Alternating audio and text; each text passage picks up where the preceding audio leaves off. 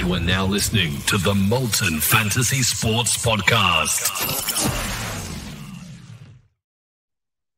Good morning, good afternoon, good evening, whatever time you are listening to us. This is the Molten Fantasy Sport Podcast. I'm your host, Supercoach Hawk, at RobKFS for all our followers on Twitter, Rob Kennedy, sitting here with my lovely co-host and good mate, Mickie Dell. How are you, my friend?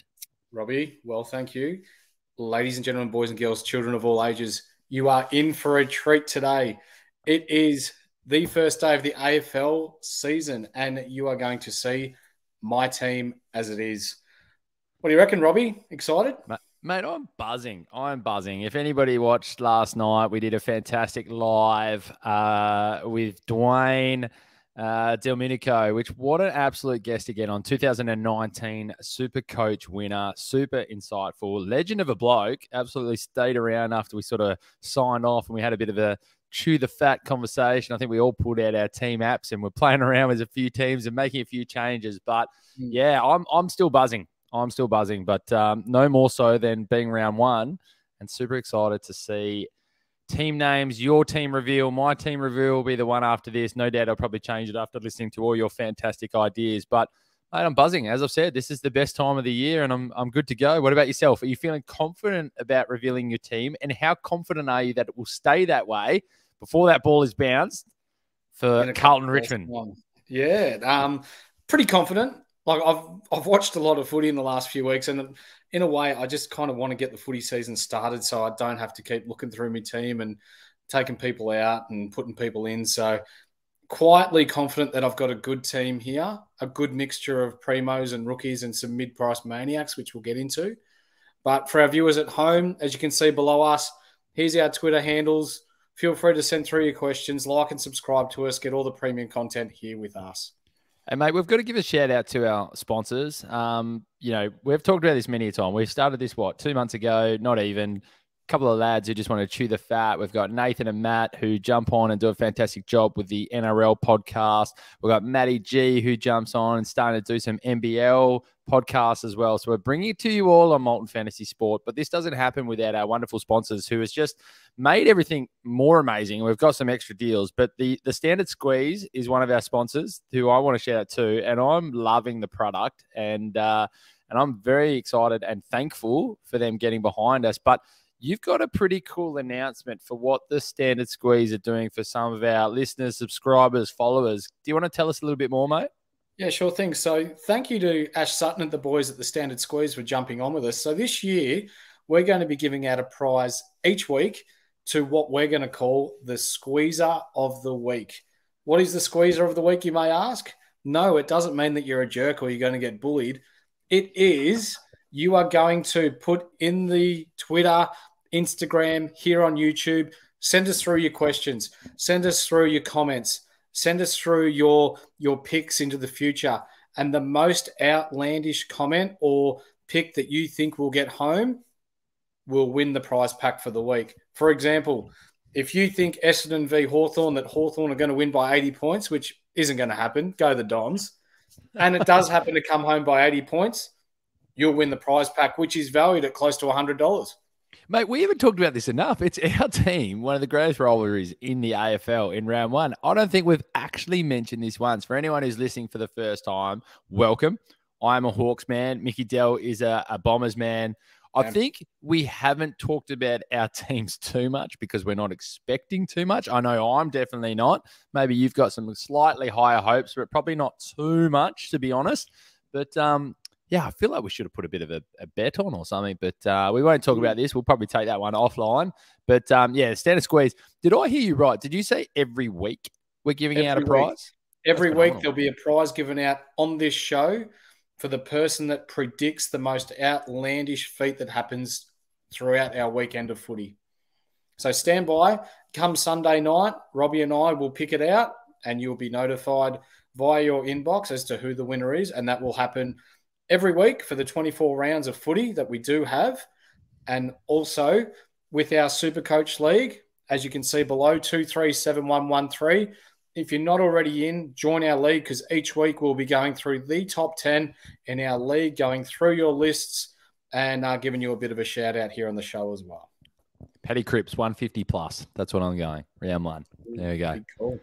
So there we go. But we dive in. This is Mickey Dell's team reveal. We are in a new studio again for anyone who came in. So let me have a little bit of a play and bring up your defenders to start with. So we'll get them up on the screen. We'll share them there. And then we'll make sure for anyone who's following us on YouTube, we'll move ourselves lovely across to the side there. Dell, walk us through your team. For anyone who's watching on YouTube, we'll talk, they can see it. For anyone who's listening to us through our podcast and all our social mediums, we'll make sure we explain everything that is up on that screen for you. So talk us through your back line, Dell. Cool. I'll make it nice and quick. Doherty, rebounding defender, will play mid.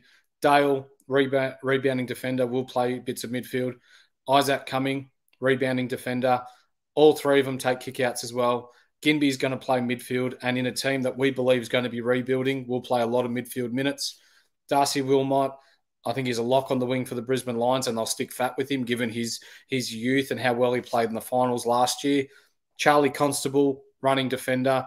Lockie Cowan seems to be hard at it, running defender. And Tyler Young, yeah, he won't be playing this weekend, but given his price there at the moment, he's just a placeholder for me. So you and I are not too dissimilar. We only have 2 players different there. One being Cumming isn't in my side, and Young. And I'm assuming you might have a little look around before that ball is bounced today. He wasn't actually named in the emergencies as well. Love Dale, love Doherty. You can't complain with your rookies or your rookie price players that you've got in there. The only thing you could do is you got Cowan as your emergency. So obviously you got the ability. I know Young will get subbed out straight away from the start. So yeah, mate, solid back line. I don't think there's anything too shocking. We all know that Yo got the injury, so everyone had to make a little bit of a move there. Where was he sitting? Was he sitting in your D3 or D4? He was out about a week ago. So when I learnt the fact that Nick Naitanui is going to be out potentially for longer than 1 week, and given that he's, 32, 33 years of age with an Achilles injury, that's alarm bells straight away. So for anyone that needs the ball tapped down to them, or as an inside midfielder, needs that first use with your ruckman, if Naitanui is playing, awesome. If he's not, that's going to be hard for the West Coast midfield. So I see value in Ginby making money. I don't think he'll be a keeper. So my plan is here with my back line, I've got my 3 keepers, and the rest I'll be turning over into premiums at some stage. Yeah, absolutely. I don't think any rookie or rookie price player will ever be a keeper. Even Ashcroft, for as good as he will be, at some point he gets upgraded. If he doesn't get upgraded, that means things haven't gone too well for you. So hopefully at the end of the day, you end up with all primos. So we push up to your midfield.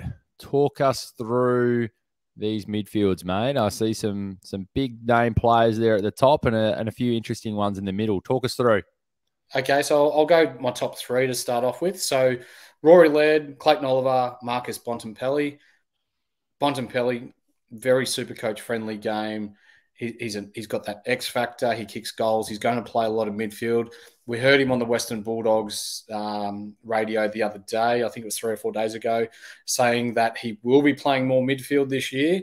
So for me, that's the green light. Let's get him in. Oliver, proven Supercoach scorer. He's in. He's locked. Laird, he doesn't really get tagged. Like, he gets a lot of the ball, lots of tackles, goal. He sets up goals, so goal assists, and just scores really well. Yeah, he might not stay at his 700, but man, if he's pumping out 130s, 140s, he's there to stay. Yeah, we even heard from the 2019 champion in our last episode. He's trying to find a way to get Laird back into that side. I'm not too worried about this whole tag comment. I think he'll break through and still hold good numbers. I see you got this man in your team. Stupid sexy Flanders.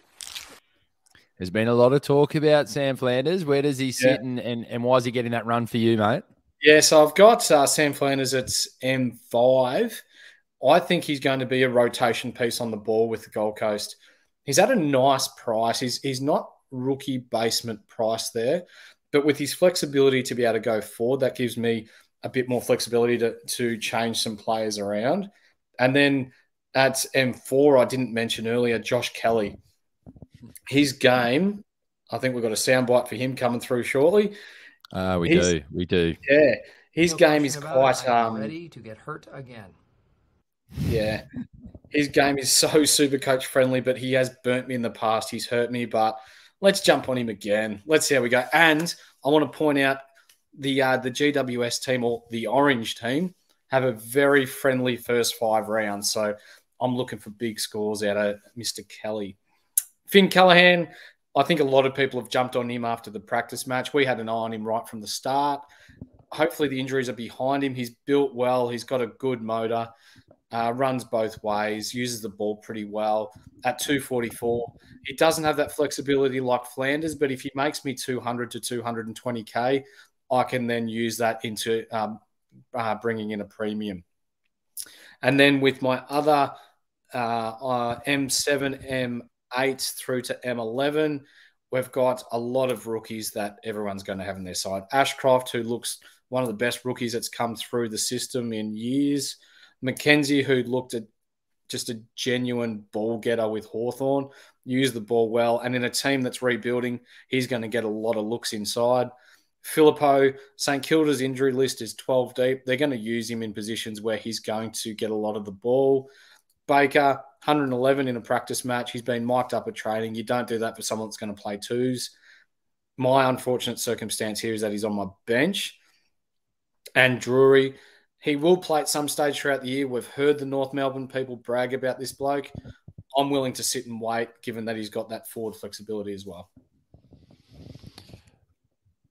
My concerns here, look, you can't go wrong with the top 3. I think they're all going to score big. Kelly, I'm got him as well, and like the soundbite gave us, I'm ready to get burnt again, but I actually think this is his year to break through a little bit more. I reckon you've maybe gone too top heavy, and then you've kind of got that big risk there with Flanders and Callaghan. And you've currently got 2 players now. You've got Young up in your back line. You got Jury in your midfield here, who both at 102 and both not probably going to get named in round 1. We know Young's definitely not.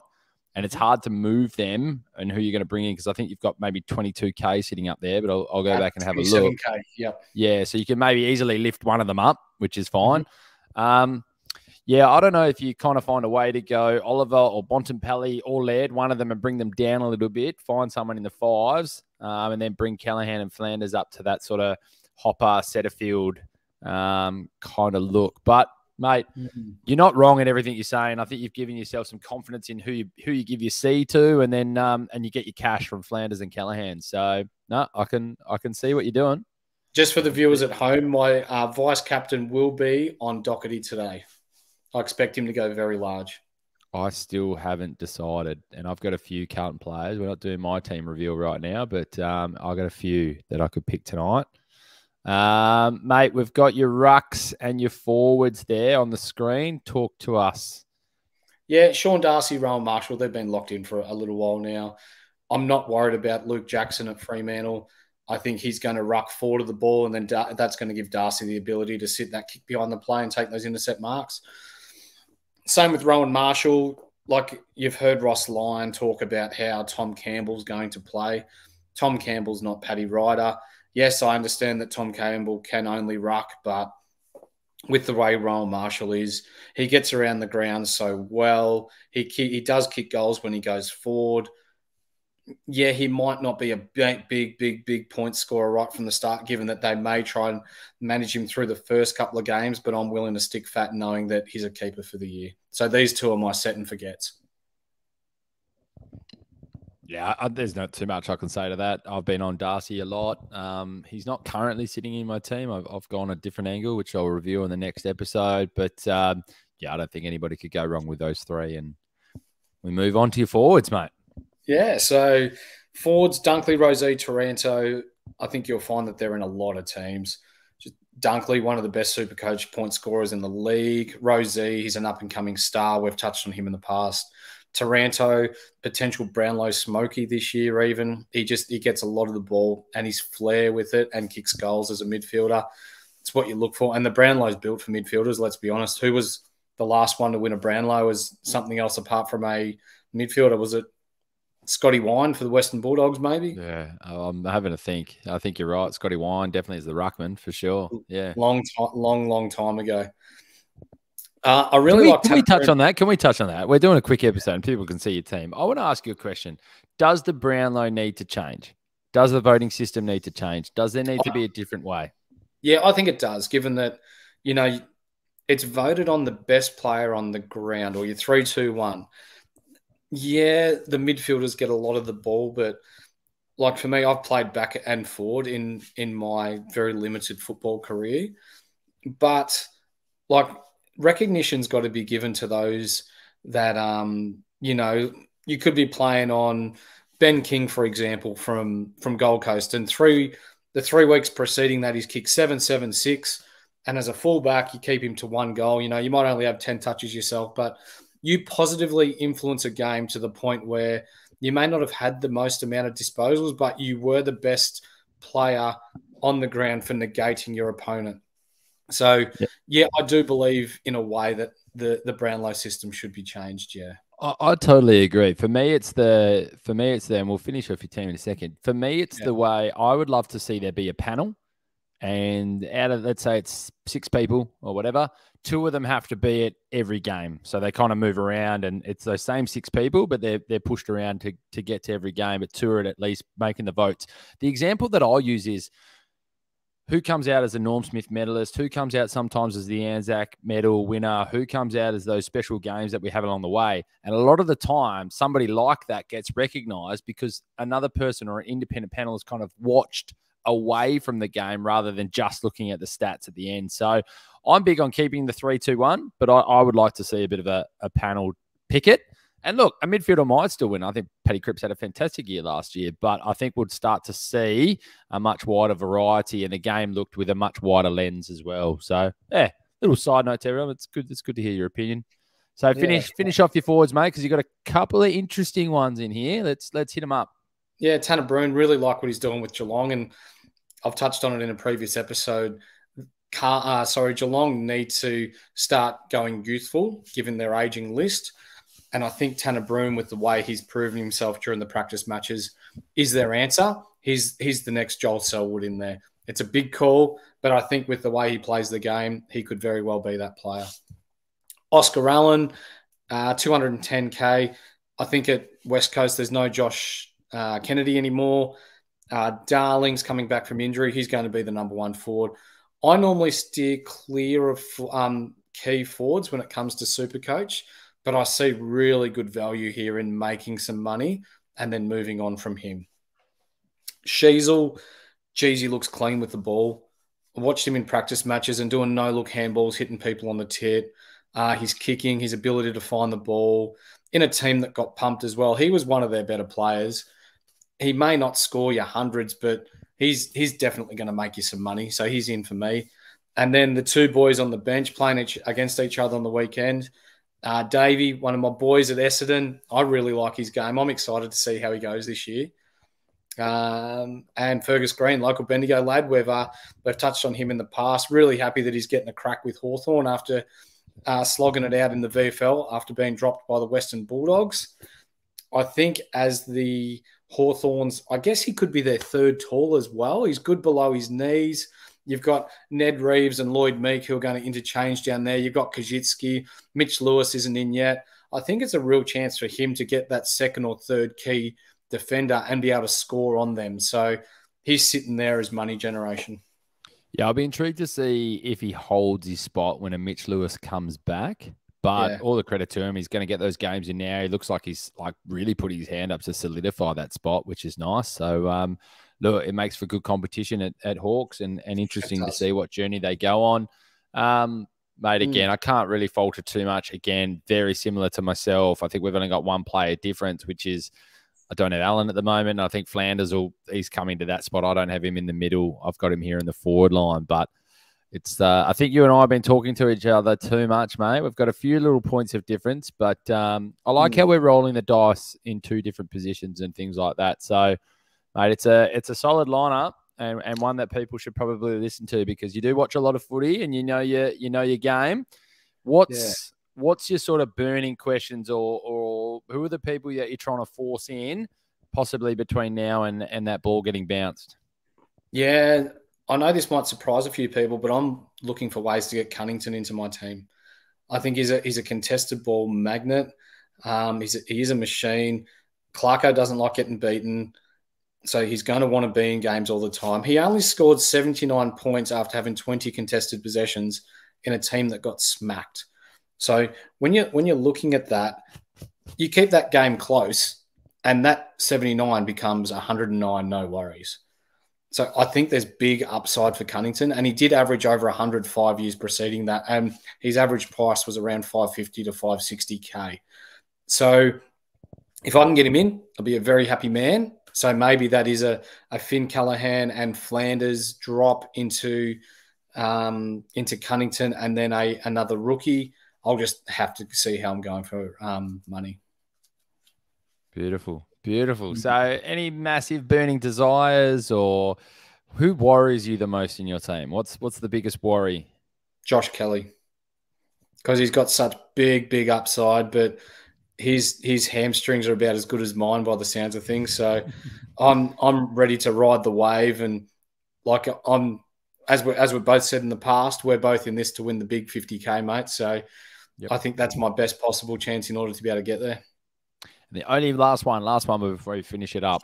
Yeah. Errol Goulden's been spoken about for everyone. He's kind of been the biggest in 192 in that preseason game leading into it. Where's your thoughts on why you left him out? Yeah, not touching him. I'll put it to you, and I've done a little bit of research on Errol. Do you know what he averaged last year? 82.3. 80. Ooh, so you're pretty close. Yeah. So we'll put it this way. So you've got Warner, you've got Mills, you've got Rowbottom, you've got all these midfielders. Parker, I've left Parker off, who's a renowned Supercoach beast. One of the most underrated players in the AFL. Absolutely. Everyone thinks he's like 40 years. I'll give a shout Everyone out thinks he's 40 years old. Like, he's not even that old. I'll give a shout out to our boy Jakey Skidmore, who picked him up in a Supercoach draft and was stoked with getting him at a very low pick. So good on you, Skiddy.